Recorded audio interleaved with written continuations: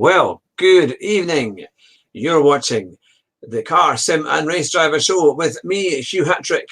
Now, my special guests are yet to arrive. I was hoping they'd be here by now, but Andrew Marr is hopefully on his way on the internet. Somewhere out there, he's trying to figure out how to get onto StreamYard and make it all work. But I'm sure in the next wee while, he will come and join us. Well, it's a Happy New Year from me, Hugh Hatrick, of course, and Happy New Year to all our viewers and listeners to the podcast and who've been watching us on YouTube over the last year or two. In fact, it will be coming up exactly a year in April that we first started with the new name of the Car Sim and Race Driver Show.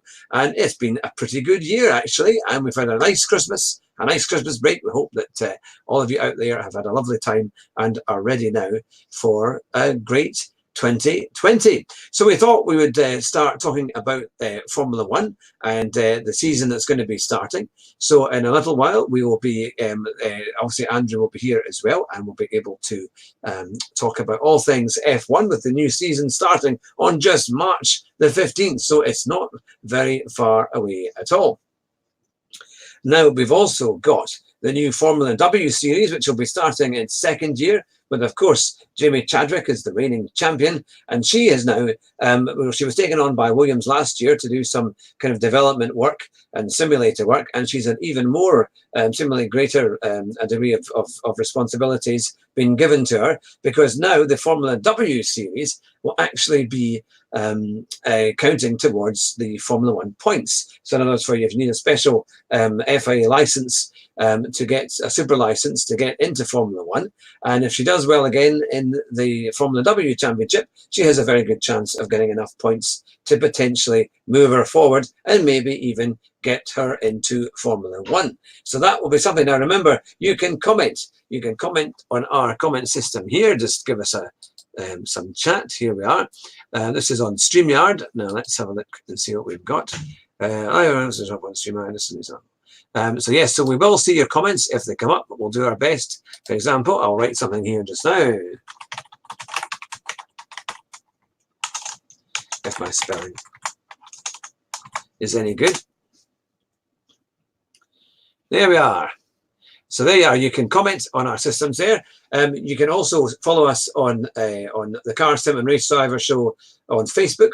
And of course, we have our other channels here on YouTube, which is Hatrick's Orlando Holiday Guide and Cardio Advisor as well. And we have our website, which is Cardio Advisor. If you would like to support the show, you simply go over to the website and click on our rentals department, and you can organize a car rental in over 53,000 locations, and we get a small commission for doing so. So there you have it, the Car Sim and Race Driver Show. Let's hope and pray that Andrew Marr turns up, because he's trying to get on. As far as I know, he had it all based and booked, so he should be coming any moment now, and we can get started.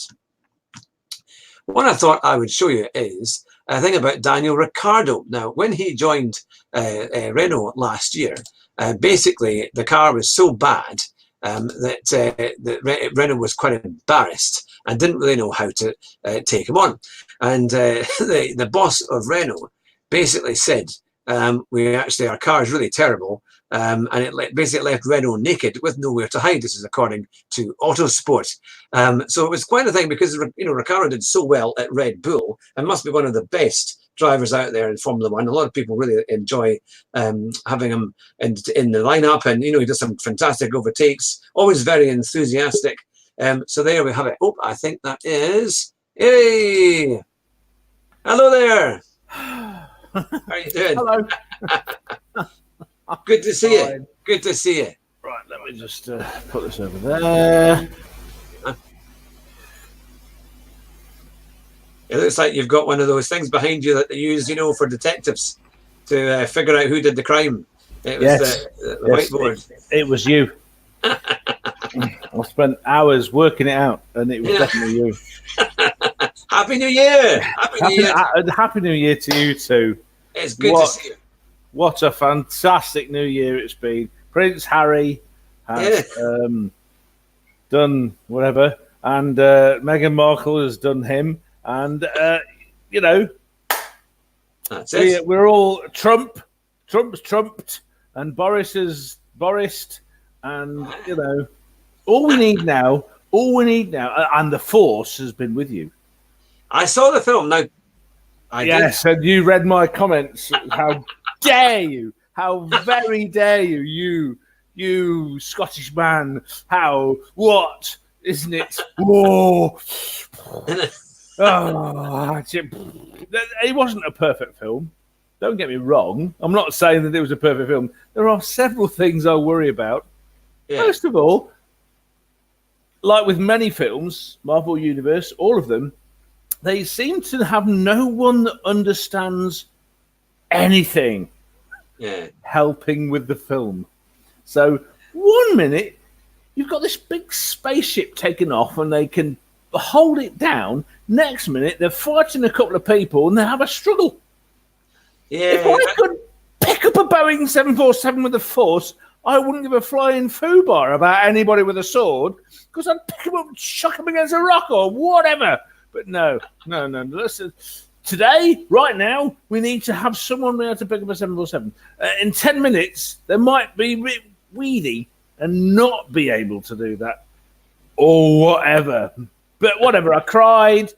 Daisy Ridley was brilliant. She's always brilliant. I love Daisy Ridley. Do you know her number? She's allergic to cats, apparently, and likes. Well, that's just like me. I'm allergic to cats, but the problem is I am a cat. I am. I speak cat. Well, I do notice that in most of your emails and pictures that you send me, it's all of the same lady from Pitch Perfect. Anna Kendrick. I have no idea what you're talking about. I'm not obsessed. I thought, should I get you a Christmas card that has her on it? I thought I'll make one on no.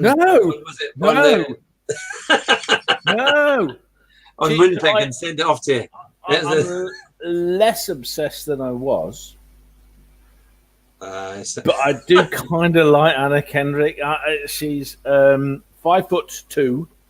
She's about and she takes the pee out of herself constantly in that fashion about how she's small, like in Pitch Perfect 3. Not that I've seen it. I think you've got the law. What are you saying? You're saying I own all 3 DVDs and have watched them repeatedly? Are you saying I go onto YouTube and... Is that why I can't get through to you on the phone? You know? No, tonight it was because my business partner, Kumar, has been sort of ringing and it's been a bit late, but because he's in Liverpool and he has no signal. And he said he's going to ring me back. Well, he's going to be disappointed because I told him at 9 o'clock I was doing something more important. So, you know, I've actually got my... I've been trying to cook my food. All right. Oh, well. So I'll eat that later. Have you seen our new logo? I put a little logo up at the top. You'll see it maybe in the top part of your screen. It's got me laughing. Yes, well, we were both laughing because what I did was I had to go into the video and try and get a picture of us. And I thought, let's try and find one. And there was nothing I could get that was reasonable. So I thought, let's get one that shows us laughing, you see, because it's all about laughing, you know, with motorsport and enthusiasts, you see. Hugh Hatrick, a good Scotsman as you are, are you suggesting we have fun? Exactly. Otherwise, no one's going to watch it. Okay, right. Oh, can you hear me quite well, by the way? Because I'm using one other... Actually, yeah, yours sounds really good. What's going on? You haven't got your... No, I just realised that I don't have my headphones on, but I'm using my other camera to do the microphone. Tends to be a bit better pickup. You rich, self-employed car people that go to Orlando has got this fantastic ability to have second cameras. I just because I kept an old one. But it was my $7.99 Amazon. Old ones. See, I had an old stereo. I bought it in 1990, and it was fantastic. It was Sony. Now Sony have brought out a car. Yes, I saw that. Yeah. And on what's that? Twitter. Yeah, I saw the picture. On Twitter, so I'm very old. On Twitter. Somebody put up that Sony brought out a car, and my response was, because I'm a very serious man, as you know, very serious. I did this frown, and I said, well, it better have a bloody good stereo. That's all I said, because I'm a Sony fan. You know, I had a Sony Walkman, I had a Sony Discman, and I had a Sony Stax stereo system with 100 watts per channel, and it was fantastic. Now, if they haven't got it in the car, what's the point? You might as well get yourself a Tesla.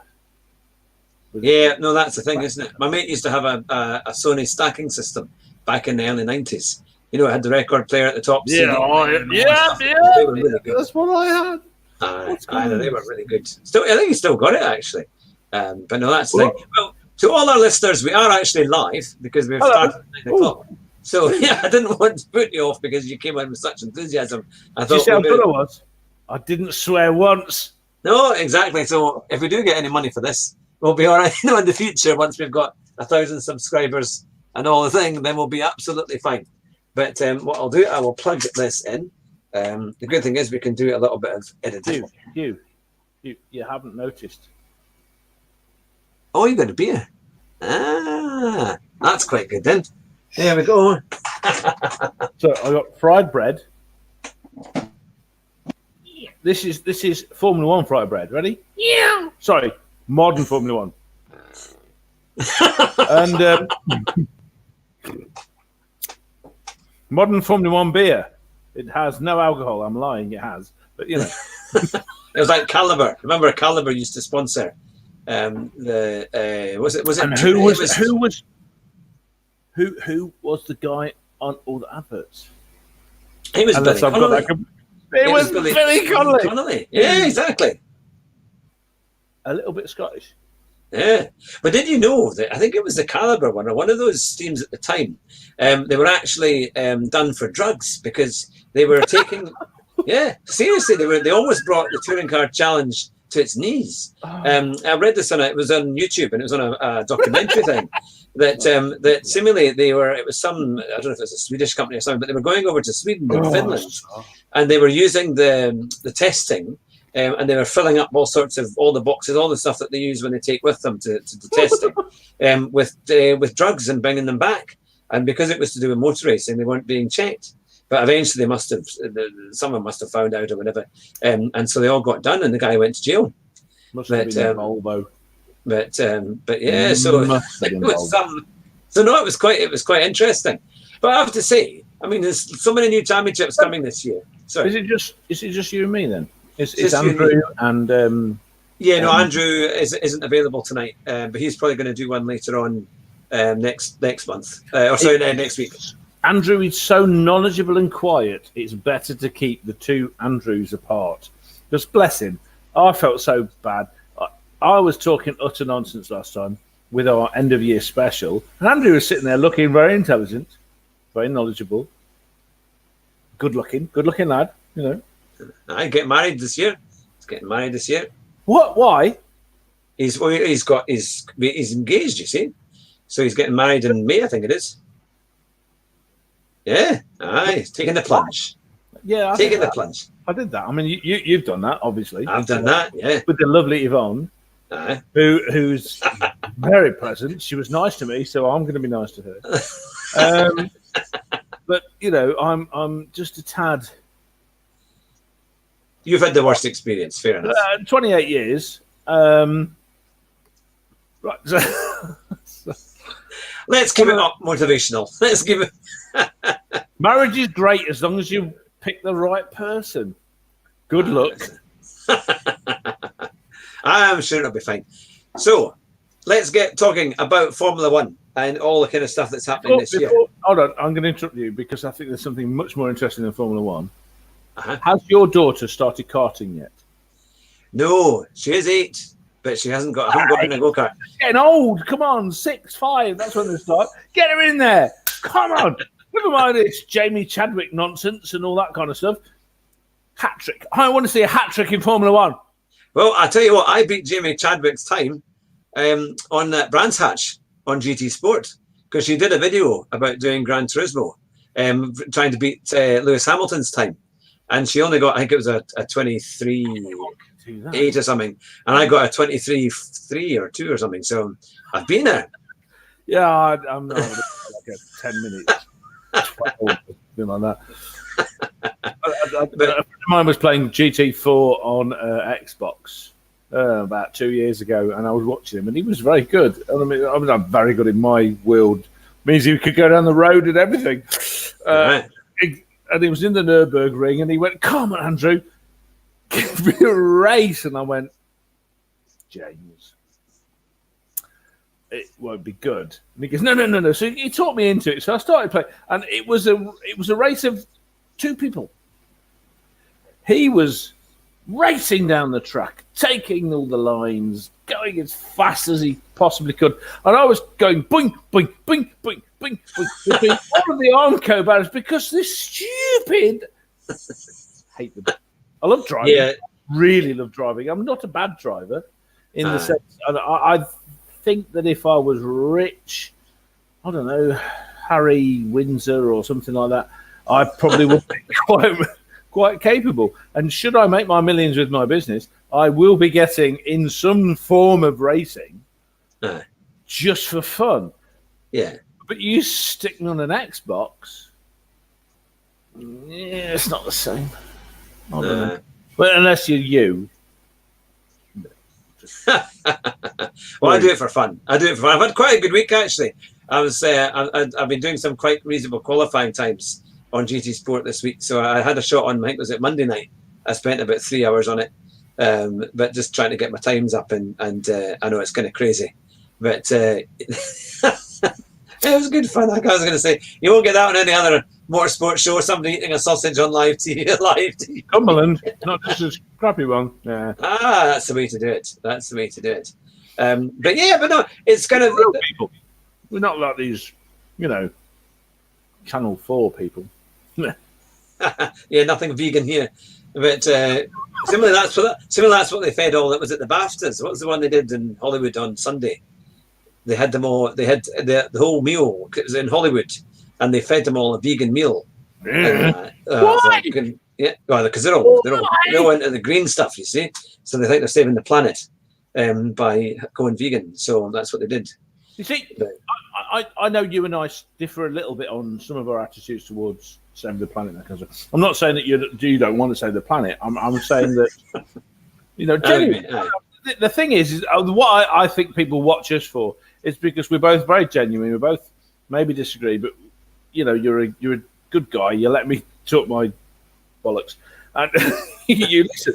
But at the end of the day, I think the thing I want to get across to everyone on the planet is there's a lot of people that talk a lot of sort of what's the word when someone talks something that sounds good? It talks a good game about things. Yeah, it's like a marketing man. Yeah, there's nothing underneath. So, for example, I the first day that anyone went on the old Top Gear, by old I mean the shit one with Clarkson because he's a twat, and when they're talking about electric cars being zero emissions.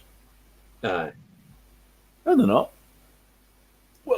Where did the electricity come from that powers the batteries that powers the car?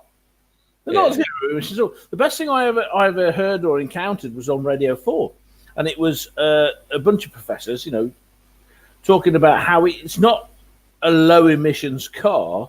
It just takes the emissions away from where the car is. That's all it does. It's still got to have a dirty, great big smoggy power station producing the electricity. So my thing is that we're never going to get anywhere looking after any environment or anything like that until we stop messing around with marketing. Actually find. I'd love an electric car.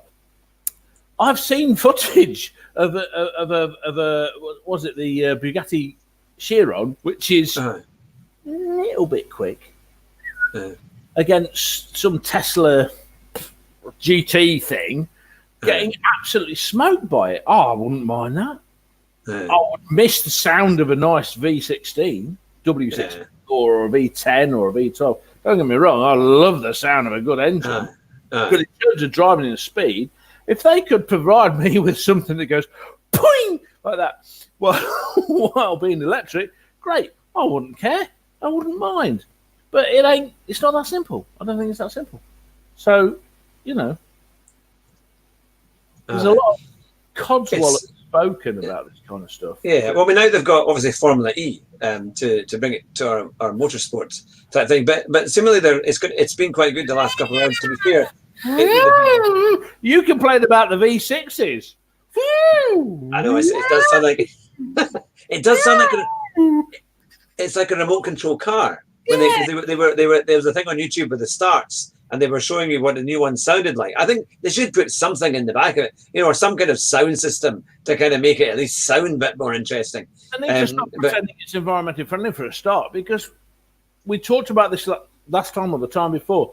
Where does all the emissions from? I mean, people talk about Formula One being environmentally unfriendly, and Formula E being environmentally friendly. There's this much difference. Yeah. Because they fly all over the world in big 747s, carrying all this stuff with them. Where does the pollution come from? It comes from all that. It doesn't come from these 20 cars going around. Well, they all seemingly now do it in cities, so that it's easier for people to get to them. So that means you're not driving out to a track. But to be honest, you get the train or you get a bus. That's good. No, seriously, that's great. That's fantastic. Having it where you can see it. Yeah, it makes a difference. Can you see the track? I think in some places they're not too bad, like Paris and other bits, because it's all quite, they have everybody quite high up in the stands and things. So it's not too bad. I mean, Indianapolis 500, there's 300,000 people sitting in that stadium, yeah? They can all see the race. Yeah, that's true. Not bits of the race, they can see the whole race. That is a great audience show, isn't it? I mean, I've said before, the Americans know how to put on a show. Yeah, that's true. They know how to do that. That's pretty good. The Race of Champions, I went to one Race of Champions in Wembley, and the thing about the Race of Champions I loved is that everyone in the stadium can see everything. You get an entire race, and it's bloody exciting. It really is. Because you don't know what's going to happen, because they've set up the course that they're both doing the same distance without being in each other's way. Yeah. But until that last corner, you have no idea what's going to happen. There's some fun stuff goes on there. Now, I mean, I actually quite like the idea of that. Was it that London Grand Prix that? They were thinking about. Bernie wanted to do. I like the idea of that. People talk about it as a weird new thing, but they used to do a Grand Prix at the Crystal Palace. That's right. Yeah. Mm-hmm. What's the problem? They talk about the safety. Well, Monaco's been going since the beginning, and it's right there. You got these tiny little streets. Do it now. Yeah. No, that's the thing. It's. I wonder as to what they'll. I mean, as long as you can get the people to it, and it's good racing, a proper, a decent track that's exciting, with good straights, good corners, but just to make it decent, because they want obviously it's got to be relatively safe in those ways. But it's good if you can get the people to get there. That's the key. They never have a problem, mind you, in Britain, because at Silverstone it's always pretty much a sellout. And they have a huge crowd, something like 150, 160,000 on the race day. And the tickets are really expensive. That we fans like you and me have been complaining about the ticket prices for Silverstone for years, and yet, like you say, it's absolutely packed out. Why is that? Why is it? I think because we love our motorsport. I mean, I saw deals from about £100 upwards, roughly, for a Sunday ticket. And obviously, depending if you want a big grandstand or somewhere else, it's going to cost a bit more.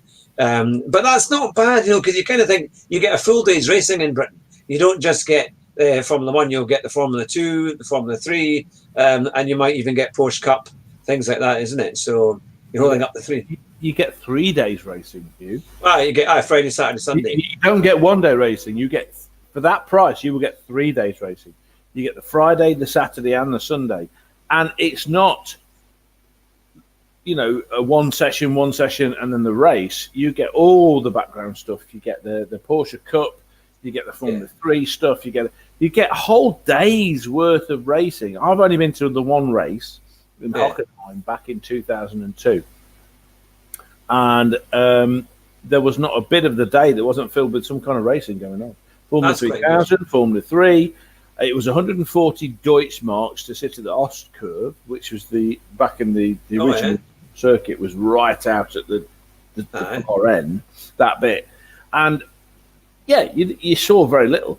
All you saw was, what? That's all you saw. Yeah, but, you had the big screen and that kind of stuff. But the atmosphere and the noise was something you couldn't replicate on a television. Yeah.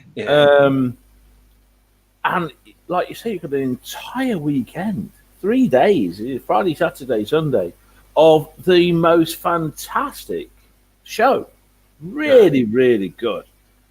And this was back in the V10 days where your ears hurt and bled if you didn't have something stuck in them to stop it hurting. You need ear defenders to make it count. But that's what gave it part of the show, though, because it was so noisy and it was such a. I mean, when you hear them at the start and then they get closer and then they'll go away and then they'll come a bit closer again and then you'll hear the noise finally build up and then they come right past you. Coming into that sort of, it's like a U-bend, and all you heard is, whoa, what? So you heard them coming and going and all this kind of stuff. So you got the idea. But even, there was a big grandstand there and, yeah, every kind of fan, you had Merc fans with the engines, you had McLaren fans, mostly McLaren fans, you had the Ferrari fans, the Tifosi and this kind of stuff. But yeah, it was a kind of a combination of everything. It wasn't just a simple. People think, I hate it when people condense Formula One down to overtaking. Just overtaking. It's like saying that you condense food down to a starter or a fork. There's so much more going on. The sound, and it was the year where Schumacher broke down. Ralph was leading and could have won and broke down. It was there's so much going on that wasn't just the sound or just overtaking. It was everything that oh god, it was like having everything you needed in one little race. Yeah. Plus in this historic place, you're in the middle of the forest and all this kind of stuff, which you don't get anymore. It was magical, absolutely magical. Well, this would be a good time to show you what I'm going to be doing next week, because a week today I've got this person here. Can you see there? David Perel. Now, he is a South African racing driver, and I had him on the show last year about February, March time, and he's agreed to come back on the show and to do another interview. But this time we're going to do a live stream, so it's going to be a lot of fun. Now, I'm not sure exactly what time, because I'm trying to arrange a time next Thursday, so it could well be in the morning, or it might be a little bit later on. But I can't wait, because David is really, really good, and he's had a very good year last year. Amazing life story, and it'd be great to see what his plans are for this year. So he's coming in a week's time. So for all our listeners and viewers, that's going to be coming up next week. So we can't wait for that, and we'll be putting out little tweets and things like that to let you know exactly when it's happening. Did you get? I've tweeted it on Facebook as well. As I put it on Facebook. I shared the link for the video tonight, so hopefully you got that as well. Yeah. I put a big thumbs up. That's good. Yeah, so it's all on there.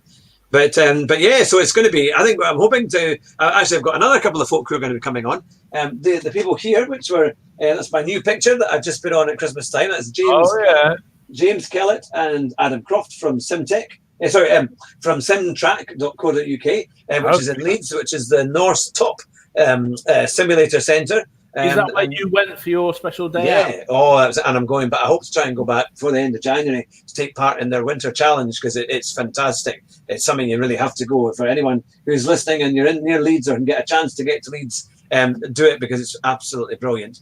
They're going to be coming on the show. Hopefully James Kellett, I'm going to do an interview with him, because he was Lando Norris's teammate when they drove for Ginetta. So I think that could be a cracker. So Lando Norris was a Ginetta driver, was he? Yeah, he did Ginetta. Are we talking Ginetta juniors or the seniors? Yep, I think both. I think they did both. They are mad. Those things are insane. Yeah. The best racing I've ever seen is those nutters. Yeah. The stuff they go for, especially at Knock Hill, which is a track that you try and kill people to go round. As you would know, because they're all wearing kilts and they've got claymores. 3 abreast. They've got like is it Knock Hill? They've got the. You got Dingley Dale at the start, Dingle Dale, and it which is always left, always fun. That's where Tarquini crashed. Sweep down into the. But there's like a what's the word? It goes like that. What's the word for that? English. A chicane. That's it. Thank you very much. Well done. Hello. Got the chicane. Formula 1, GP2, even British touring cars, they'll only ever come 2 abreast into that if you're lucky. I was watching Ginetta Juniors and there were 3 or 4 abreast going into that, and whatever was happening, they were doing it. Woo! Insane.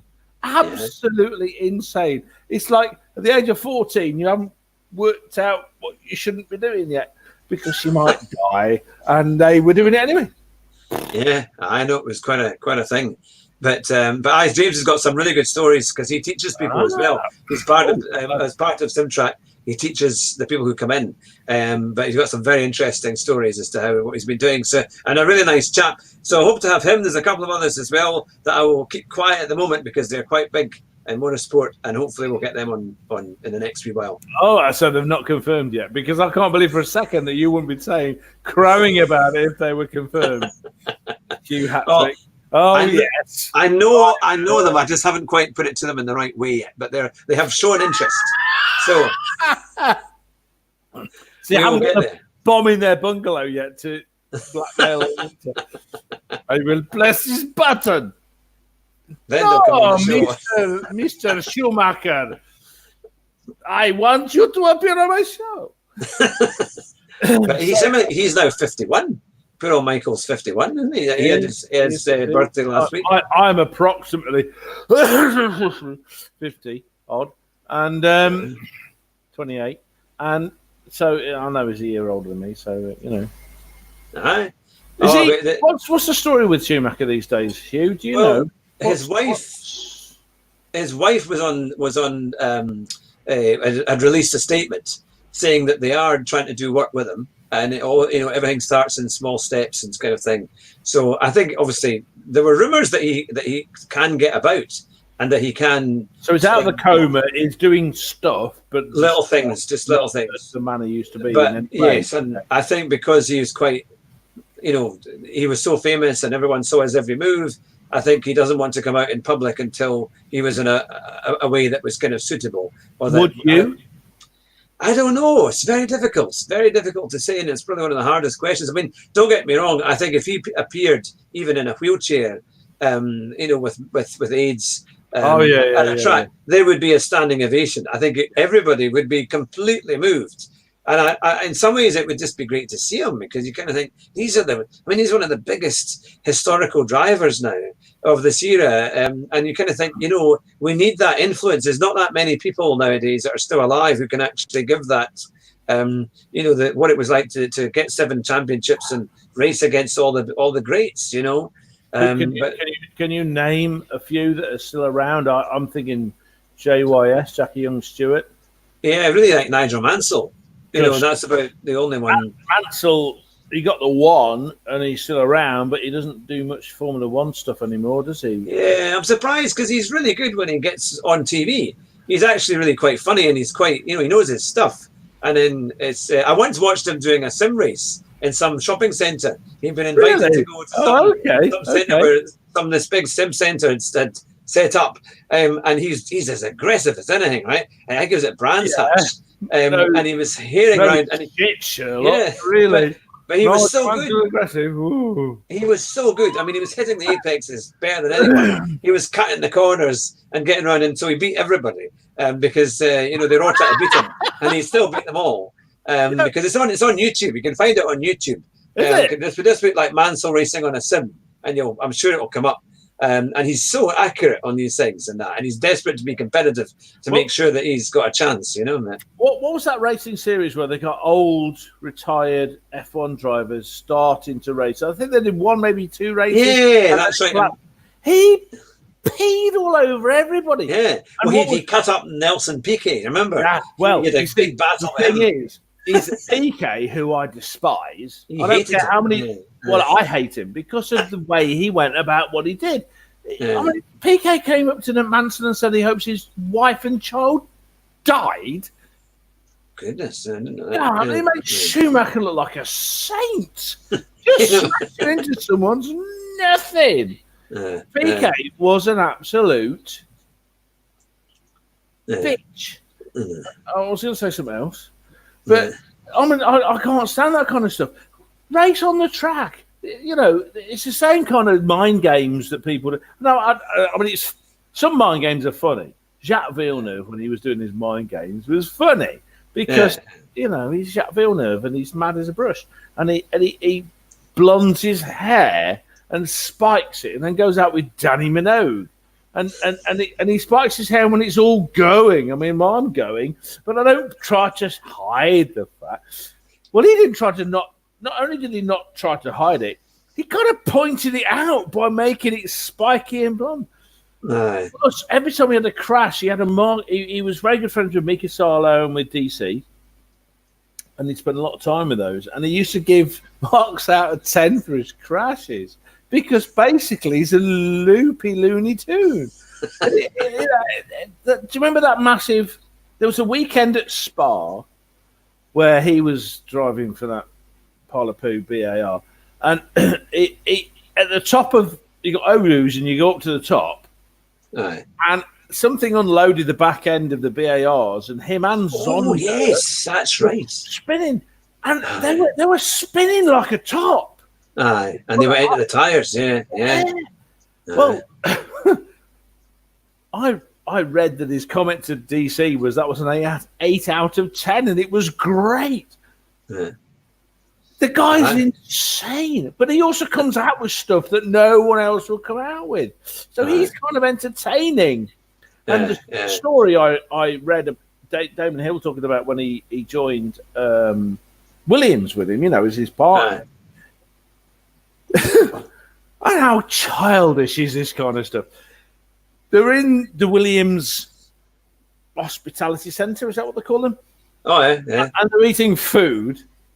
Jacques Villeneuve comes up and takes all the condiments, tomato sauce, salt and pepper, and vinegar off the table from Damon Hill, so he didn't have any. To make this point of, I'm the boss. I have your tomato sauce. I mean, that's petty to the extreme and as about as insane as it gets. Yeah. But hell, it's entertaining. That is properly entertaining. Well, I mean, Hill was challenged by Villeneuve quite a bit in '96. I mean, there were some quite close races. Where it was only really team orders that kind of ended up with who was winning. his main rival? It was Jacques Villeneuve. I mean, I don't care what anybody says. Jacques Villeneuve is a talented driver because he 2-time Indy 500 winner, which is kind of potluck, and then he comes into Formula One and nearly wins by a couple of points in his first season, and then wins in his second. Whatever, that's good. That is good. Plus, he had the mental strength to survive Williams, which not many people did, because Williams.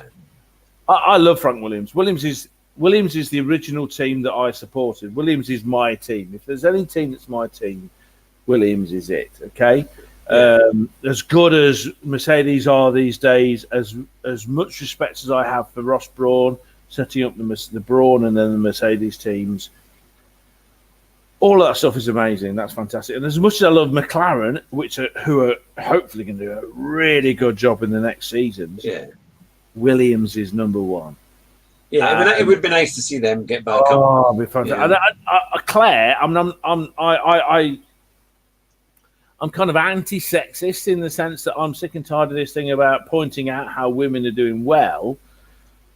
But Formula One is a sort of a misogynistic sport, so to sort of smooth that bollocks out and just have people with arms and legs and the ability to drive regardless, I think that'd be great. Fantastic.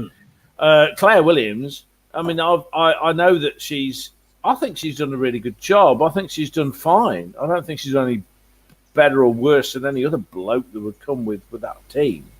But she's had stuff thrown at her like, you've had a baby, how can you? I mean, what? Off. You know, it's like saying, I've got a toupee, how can you? It's just ridiculous. It's irrelevant. But I'm hoping they do really well next year. But they've always been very dismissive of their drivers. Haven't they? I mean, they tended to fire them even after they'd won titles, which was kind of crazy. Damon Hill, bless him. You know, yeah, Mansell. I mean, he won in '92. Yeah. Prost, well, he kind of resigned, didn't he? He kind of retired in '93 when he got his final title. But Villeneuve was never going to be one of them. Villeneuve is way too canny to do that kind of stuff. So you got to respect that kind of strength of character. To be able did he not go did he not go to BAR in '98 after he'd won his title? Yeah, he didn't go to BAR. BAR was his team. I mean, this is the point. He always had this idea. He always knew that he wasn't going to work for somebody else. He's working for himself. That's why he was always in BAR. BAR had the biggest. I mean, had more money than any other team. Even Ferrari, I think. Yeah, because it's British American Tobacco. It was huge sponsorship. They had one of the biggest budgets in Formula One. They had an Indy 500 winning designer. I think it's Bobby Rahal. Not Bobby Rahal. What's it? Penske designed the chassis and all this kind of stuff. They had all this money thrown at it, and they came into Formula One going, "We're going to win by the end of the season." And of course, they had Jacques Villeneuve. And it took them 10 years to get a win with Jenson Button. That's right. Yeah. And that is part of the story of why I continue to love, shall I say, Jackie Stewart. Yeah. Because JYS came in with his son, Paul, with Stewart Grand Prix team going, we won't win for 5 years. We won't even score points for 5 years. We know how Formula One works, and you've got to build up, and you've got to develop, and you've got to carry on. And they got points by the end of the first season? Yeah, well, they did. Yeah. I mean, they weren't in that long before they won. I mean, they had quite a good. I mean, when you consider when they sold it to Jaguar, it was a miss. But you know, it went downhill. No. It was not a miss. That was a hit. Why? I mean, yeah, Jackie Stewart did pretty well out of it.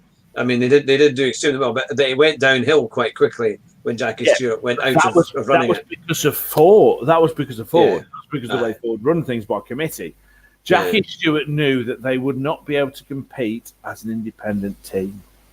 Yeah. I know this. I've spoken to the guy, okay? And he said, I knew, because they had, I think at the time, they had the second highest sponsorship deals of anybody outside of McLaren.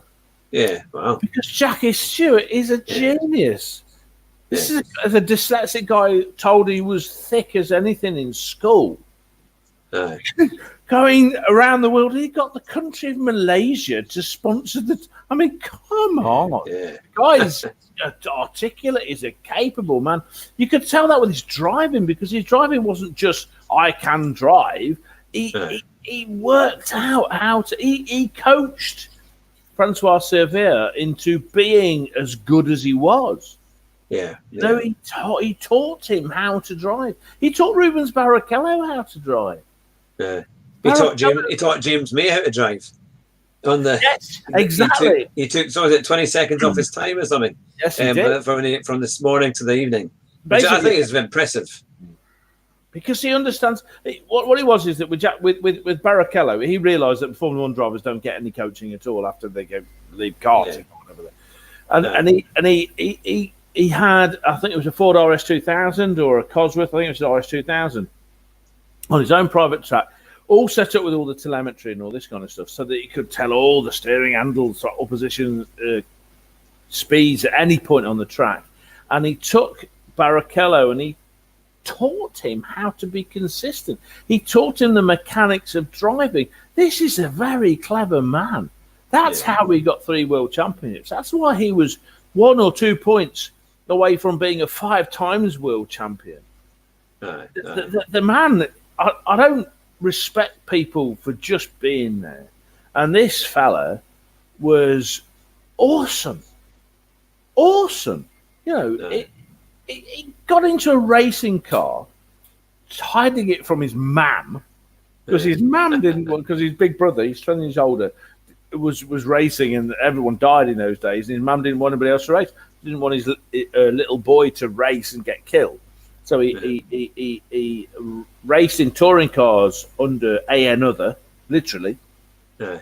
And then he got introduced to Ken Tyrrell and was plonked at Goodwood in his Formula 3 car.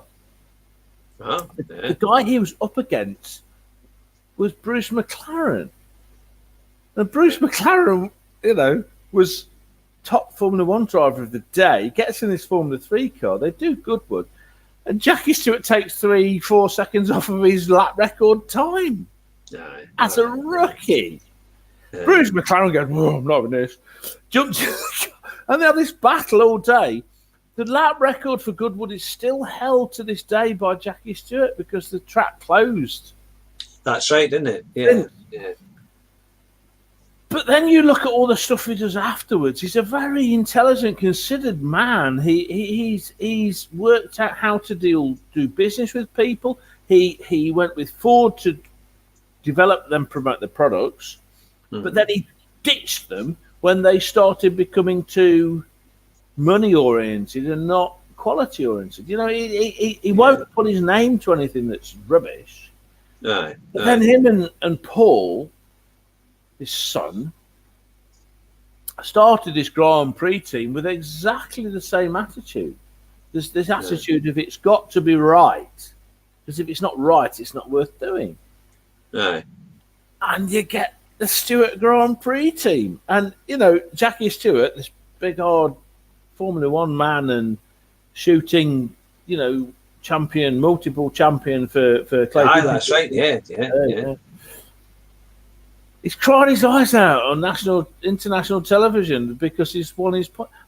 I've got nothing but respect for that fella. There's nothing that man could do now that would stop me from respecting him, because he's the complete package. A bit like Schumacher was he's been compared with Schumacher because they could do lap after lap after lap at exactly the same time. You know, they were consistent. Consistently. They knew what the car was doing. They knew why it was doing it. That's the thing. How do you know why you're going fast? He knew why he was going fast. Stuff like this. Wow, what a guy! I'd love to meet him again. I'd love to have a proper conversation over a pint with him, man. I only met him at his book signing, and I forced him to have a 5-minute conversation with me. And he was like, "All right, man."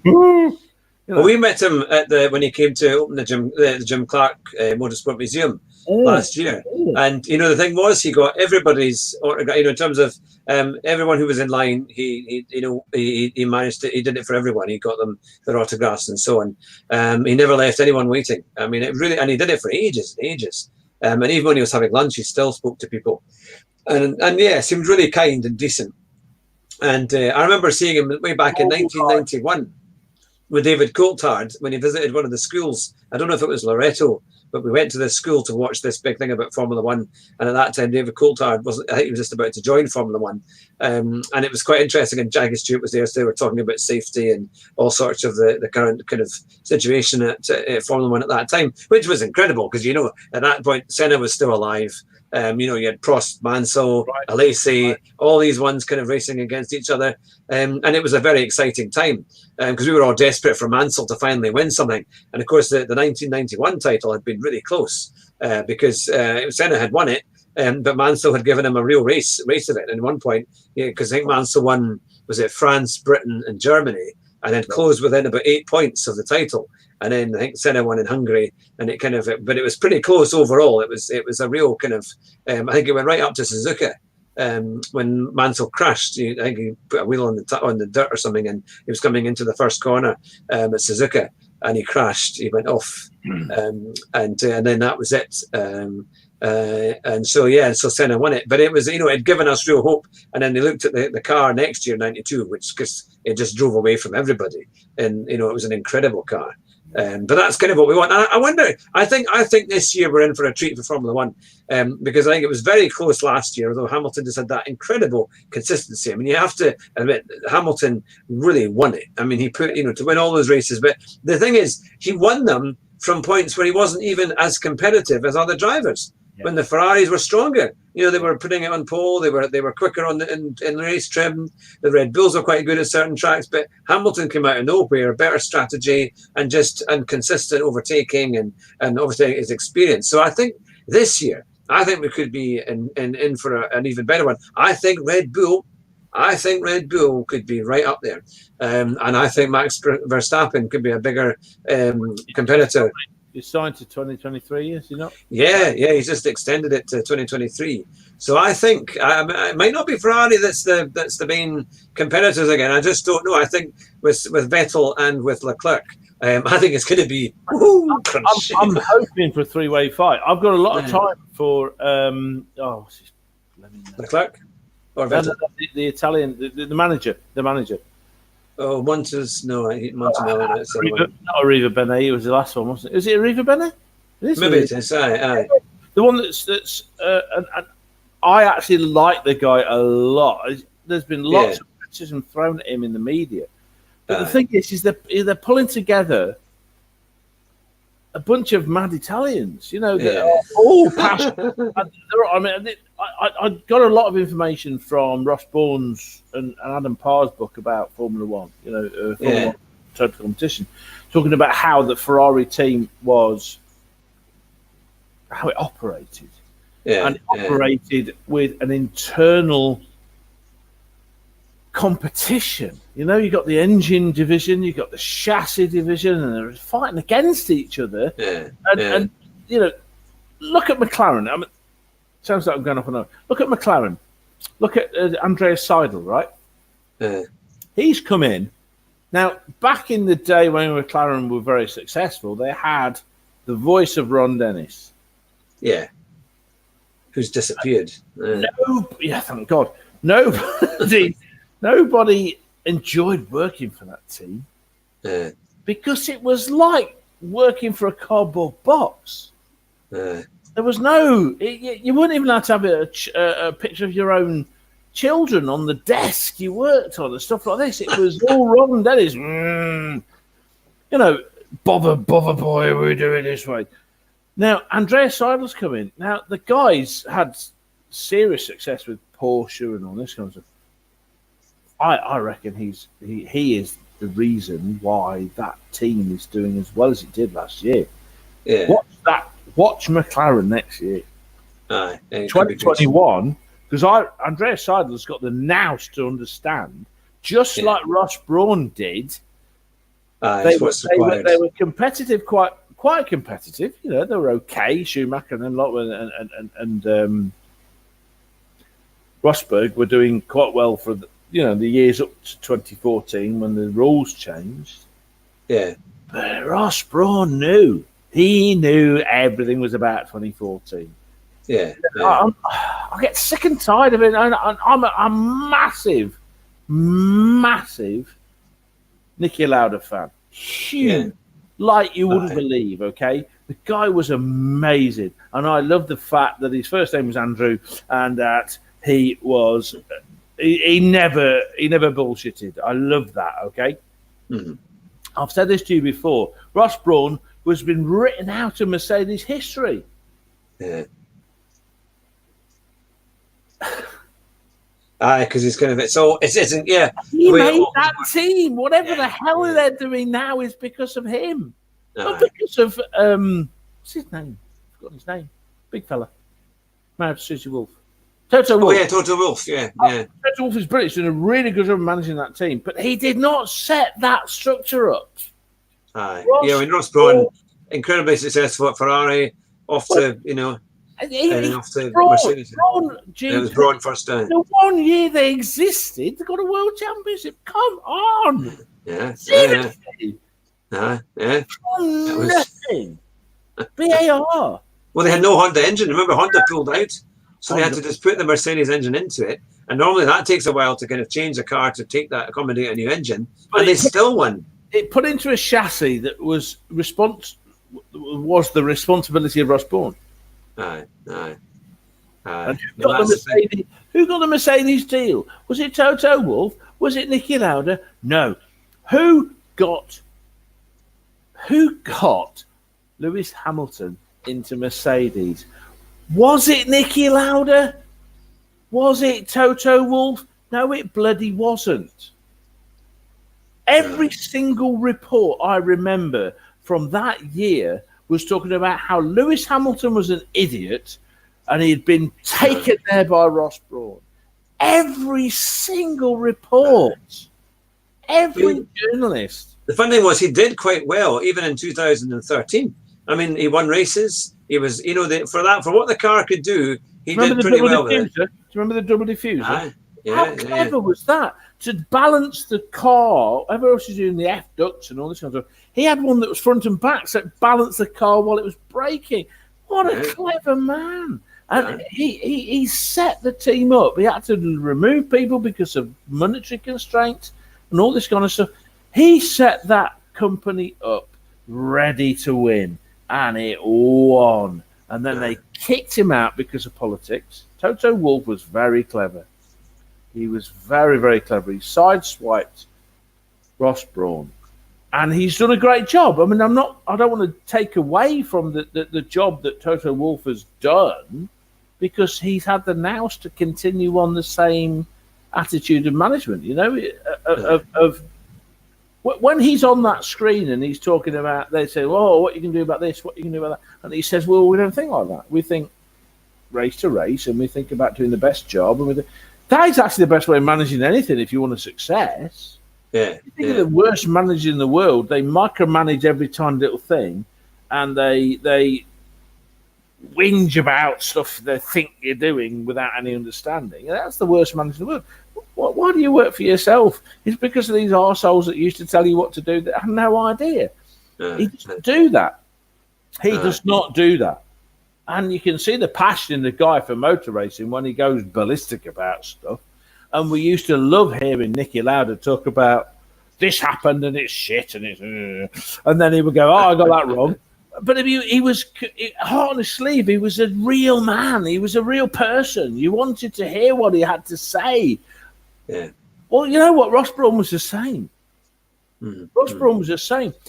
The reason I love Ross Brawn is that in the days when Schumacher was in Ferrari, and I despised them, is that Ross Brawn would come out and he would go, "Yes, our tyres are falling apart on this race," and everybody go, "Huh? What are you telling us that for?" And he goes, "Well, everybody knows. All the teams know. Why would I hide it from you when everybody knows?" Stupid. They'd ask him a question. If he didn't want to answer the question, he would say, "I don't want to answer that question." Perfect. I mean, I don't mind not hearing the answer. What I want to hear is the honesty of the guy on the other side. In those days, Christian Horner used to go, blah, blah, blah, blah, blah, blah, and all I would ever hear was blah, blah, blah, blah, blah, blah, blah. Now, he's changed. He's a lot better these days. He's a lot more honest. I quite like him, yeah. But he used to be full of shit. It was just blah, blah, blah, blah, blah. And you're like, come on, say something or shut up. I'm slightly conscious of the time. It's nearly an hour since we've been starting. Just for our listener, we've been going nearly an hour since I started at 9 o'clock. Before you came on, just a few minutes before you came on. So that's all right. No, it's fine. But just conscious of those listening I'll put it together for the podcast as well. That will go out on Podbean and things. But who is your favourite, or you think might possibly win this year? First of all, for Formula One. I don't know. Honestly, I don't know. I mean, okay, my sort of sum up. Lots of stuff gets thrown in the way of Leclerc, and apart from my wonderful joke about going, it is I Leclerc from hello, hello. I wish you'd do that because that'd be fantastic. I think it's well, wouldn't it? It is I Leclerc. I have overtaken Vettel. He's obviously a great driver, but how many other drivers? My point is this: is how many of the drivers in that field of 20 would be as good as him in a Ferrari? You don't know. Right. You've got Russell, who's brilliant. I think he's really good. You've got Ricciardo, who I have adored since he first came in, and peed all over Vettel, just like his. Yeah. And Renault could be a bit better. Well, if they could get better, I think Ricciardo's the guy to take it. Take the and then, but you've got McLaren. I think are going to be a real threat this year. Yeah, I honestly think they're going to be a real threat this year. If not in 2021, 2021.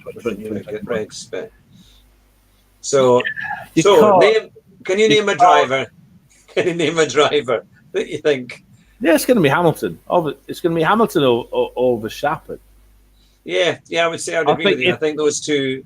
I think Hamilton might just do it, but I think it might be a lot closer than people expect. Red Bull are amazing, and Honda is doing some amazing things with them. If they can get the engine that they didn't have last year, which was so much better than the one they had the year before. They get the engine that can match the Mercedes, because the Mercedes engine is not as good in comparison to the others as it has been. Yeah. If Mercedes raise their game and are as consistent as they have been, the thing is that people have criticised Hamilton for lots of things. Some of them has been fair enough. Some of the weird stuff is going on. I'm on Instagram and he got a picture of him doing stuff, and you're thinking, who cares? You're wearing a snowsuit, get lost. But you stick him in that car, man, and the reason why he won last year by such a commanding margin wasn't because he was the best driver. It was because he was as good, if not better, than anybody else, and so consistent. Aye. Wasn't he? He wasn't the best in the race. He was like third best at worst. Yeah. Come on. And he was pushing. Yeah. Well, like in the US Grand Prix, where Bottas was on pole, and I think that Hamilton was 5th or 6th to start on the grid, and by the end, he was challenging for the race win. And by the end, he was up to 3rd and up to 2nd, and really kind of showing how good he was. Why is he like that though? What's his motivation? Do you think it's to win championships? I think he just loves racing. He loves racing. He loves racing. Yeah. All this criticism about all these people saying that he's false and he's like this and he says he's bollocks. I don't believe it for a word. I think we had that conversation about the nonsense he was coming out about veganism and all this kind of stuff. And do you remember me saying I actually think he believes what he's saying? No. As it is, I think he actually believes it. Yeah. And he's racing. When he's performed badly is when he's not enjoying his racing. Yeah, you can kind of tell because he moans and complains. But yeah. Oh, that's the thing. And doesn't do well. If he's enjoying his racing, I think the thing that when McLaren was middle field and he was in it with Button and not winning, he relearnt how to love racing, win or not. Yeah. If he has a good race, he has a good race. Doesn't matter where he comes. If he has some good battles, he has good battles. And that's his strength, mate. That is his biggest strength, because Leclerc,